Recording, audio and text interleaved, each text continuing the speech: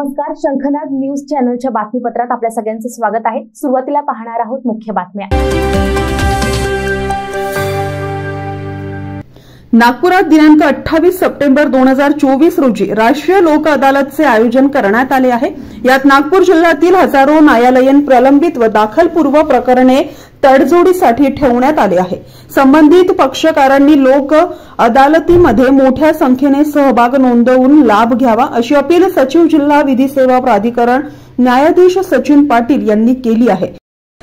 दिनांक 28 सप्टेंबर रोजी आयोजित केलेल्या लोक अदालतीमध्ये तडजोड पात्र फौजदारी प्रकरणे, निगोशियल इन्स्ट्रुमेंट ऍक्टचे कलम 138 अन्वये असलेले चेक बाउन्सचे केसेस, त्याचबरोबर संपत्तीची प्रकरणे, वैवाहिक किंवा कौटुंबिक प्रकरणे, मोटार अपघात दावा प्राधिकरणामधील प्रकरणे, भूसंपादन नुकसान भरपाईची प्रकरणे, घरपट्टी बिल आणि पाणी बिलाची प्रकरणे, नोकरी संबंधीची प्रकरणे अशा पद्धतीचे प्रलंबित प्रकरणे त्याचबरोबर दाखलपूर्व प्रकरणे ठेवण्यात येणार आहेत। लोक अदालतीचे अनेक फायदे आहेत, ज्यामध्ये लोक अदालतीमध्ये पारित केलेल्या निवाड्याविरुद्ध कोणत्याही प्रकारचे अपील करता येत नाही।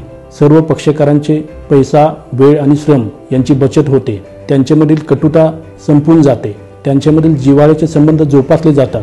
त्याचबरोबर प्रलंबित प्रकरणातील न्यायालयीन शुल्क रक्कम ही पूर्णपणे आपणाला परत केली जाते।